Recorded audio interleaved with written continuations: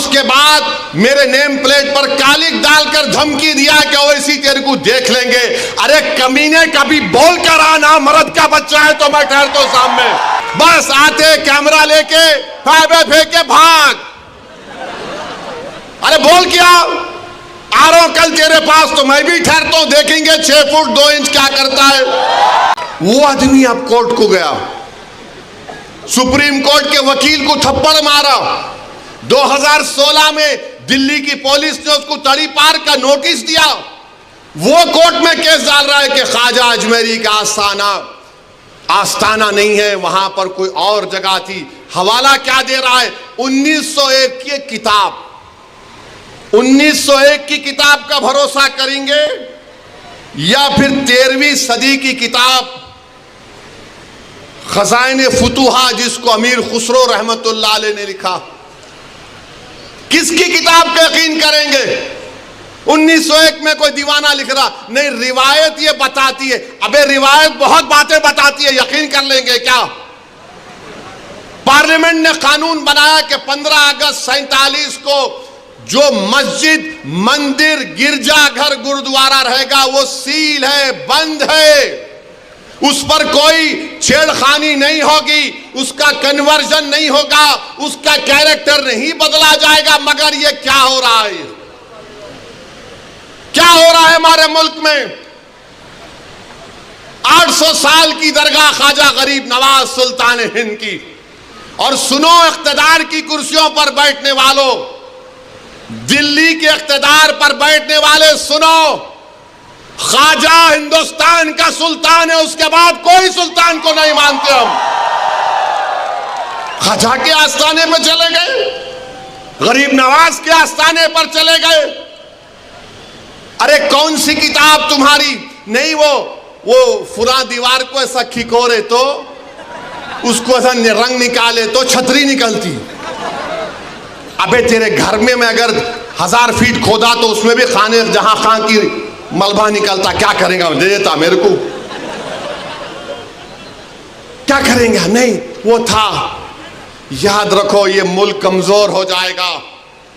5 बच्चों की जानें चले गईं, वो मरे नहीं, वो शहीद हैं।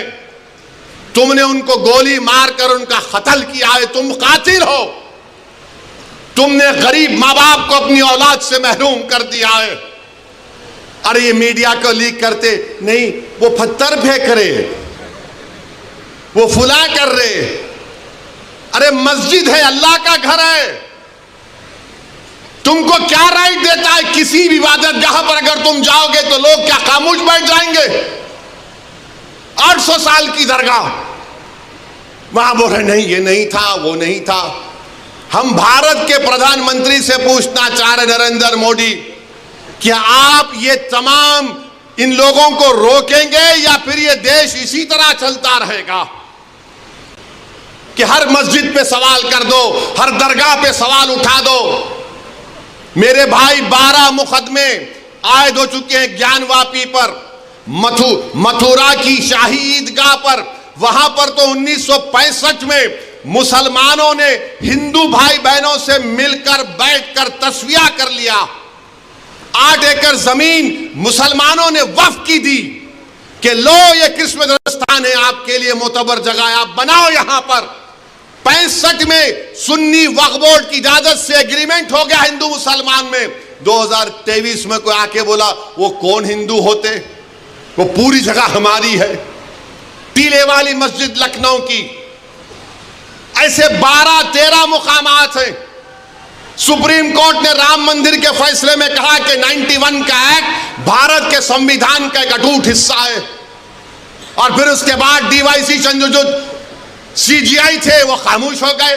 ओरल ऑब्जर्वेशन किया कि नहीं, सर्वे को असर्टेन करने में क्या बुरी बात है? अरे बुरी बात यह है कि सर्वे कोई एकेडमिक एक्सरसाइज नहीं है। सर्वे क्यों किया जा रहा है? ज्ञानवापी मस्जिद में वजू खाने को सील हो गया। ज्ञानवापी मस्जिद के जुनूबी तरफ हमारे पास नहीं है, वक्फ की जायदाद नहीं है, वो क्या क्या करेंगे आप? और जब बाबरी मस्जिद का फैसला आया था, मैं पुकार कर कह रहा था ये गलत फैसला है। इसके बाद बहुत सी चीजें खुलेंगे। तो मेरे खिलाफ ये वही लोग हैं जो आज इस असेंबली के इलेक्शन में इनको और दो उनको और दो ऐलान किए थे। वो लोग मुझे फोन करके बोले आप ऐसा क्यों बोल रहे हैं, आप इम्यूनेशन दे रहे हैं बीजेपी को। मैंने कहा हजरत दामन बरकाता हूं, जजमेंट आप पढ़ो, ये जजमेंट तमाम चीजों को खोल देगा। मुझसे कहा कि आप खामोश हो जाओ, ओवैसी तुम मत बोलो। मैंने कहा मौत मेरे को खामोश कर सकती, जब तक अल्लाह जिंदा रखेगा मैं सच्चाई को बयान करूंगा और बयान करता रहूंगा। आज बोलो खामोश हो जाओ। मैं जब कह रहा था तो कोई बोल रहे हैं मत बोलो, इनको क्या है, ये भड़काऊ भाषण दे देते, इनको क्या है, इनको टीवी पे जाके बोलने का शौक है। आज क्या हुआ महाराष्ट्र के चुनाव में, क्या बीजेपी ने क्या कहा जा जाकर। आज हमारे पास करण जैसे, क्या नाम है, यूसुफ पुंजानी आकर तकरीर करके गए, मैं इलेक्शन जीतने का हार गया। उन्होंने कहा कि बीजेपी ने पूरे महाराष्ट्र में प्रचार कर दिया कि फतवा जीतेगा या भगवा जीतेगा। बताओ ये कौन है लोग। अरे आपको अगर इलेक्शन लड़ना है लड़ो, आगे बढ़ो, सिर्फ बैठकर ऐलान करने से नहीं होता, इलेक्शन लड़ो, मालूम होता आपको कैसे वोट हासिल करना पड़ता है। एक आलिम दीन मुफ्ती इस्माइल आपके सामने जो इलेक्शन लड़ रहा भी है, मिंबर रसूल पर आपको अच्छाई को बयान भी करता है और चुनाव भी लड़ता है। मगर यह क्या बात है कि इलेक्शन आएगा इनको और दो उनको और दो। अरे आप लड़ो, आप नहीं लड़ सकते तो अपने दामाद को लाओ, चलो लड़ो ना, क्यों नहीं रोकते। नहीं हम इनको बोलेंगे उनको बोलेंगे। क्या हुआ, आपने बीजेपी को हैंडल दे दिया। यूसुफ पुंजानी कह रहा है कि बीजेपी गली गली जाकर ऐलान कर दी कि फतवा जीतेगा या भगवा जीतेगा। अरे जब सियासत नहीं आता करना तो मत करो,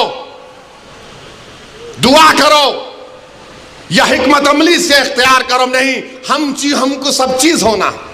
देख लिए क्या हुआ। अब किधर हैं आप, किधर है नहीं मालूम। कहां है वो लोग जो औरंगाबाद में बोले थे इम्तियाज जलील कोर्ट मत, उस समाजवादी पैंडेट कोर्ट तो बोले थे अरे चेहरा दिखाओ औरंगाबाद के अवाम के सामने तुम। अरे लिफाफों पे जिंदगी गुजारने वालों, शर्म से डूब मरो तुम। मेरे घर को आए थे, मेरे घर को आए थे हैदराबाद को, बगैर बोले मेरे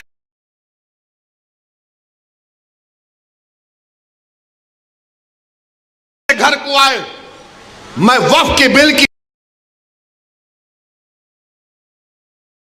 मीटिंग में जा रहा था, पलट मेरा गार्ड फोन करा के साहब इतने लोग आए, मिला, घर पे आए तो मैंने कहा कि मेरा घर इतना बड़ा नहीं है, आप लोग 20 लोग ले लीजिए, लोगों को बिठा, वो बात करे, बात करा, लेटर लिख के दिए को टिकट दो, मैं गौर करूंगा। फिर जाने से पहले कि अंग्रेजी कुरान का तर्जुमा जो टर्की छपा हुआ है उसकी 4 कॉपियां इन जिम्मेदारों को दिया कि आप मेरे घर को आए, ये एक अल्लाह के वली की कुरान का तर्जुमा है। एक एक हाथ में दिया तो औरंगाबाद जाके बोले हम घर को गए थे, हमारे को चाय तक नहीं है। अरे आप पहले से बोल देते तो नान खलिया खिला देता मैं। मेरे को नहीं मालूम था कि तुम मेरे घर को खाना खाने आ रहे। कुरान करीम दिया ना हाथ में, अल्लाह का कलाम तुम्हारे हाथ में दिया, तुमको उसका भी लिहाज नहीं है और तुम दावा करते हो कौम का। बहुत बोल सकता हूं, याद रखो मेरी जबान को लगाम नहीं है, तुम्हारा घर से निकलना महाल कर दूंगा मैं यहां पे। मेरे भाई इमाम शाफई मुफ्ती साहब बैठे हुए, इमाम शाफई रहमतुल्लाह अलैह का जमाना है। एक दौलतमंद ने कहा कि अगर अल्लाह मेरे को बेटी देगा तो जब उसकी शादी करूंगा दीन और दुनिया की दौलत उसको दूंगा। जब बेटी की शादी का मौका आया उलमाए किराम के पास गया, उलमाए किराम ने कहा कि नहीं, तू नहीं दे सकता, दीन और दुनिया की दौलत तो कैसे देगा, तेरी कसम गलत हो गई। इमाम शाफई के पास गए। इमाम शाफई बोले बहुत आसान है। इमाम शाफई रहमतुल्लाह अलैह ने कहा तेरी बेटी की शादी कब है? उसने कहा फुला दिन है। बोले मैं आ रहा हूं, चला जा। इमाम शाफई पहुंचे। इमाम शाफई रहमतुल्लाह अलैह ने कहा कि आसान है। वो बोला कि हज़रत शादी तो हो गई, क्या है बताओ। बोले कुरान अपनी बेटी को दे दे, दीन और दुनिया की दौलत उसको दे चुका।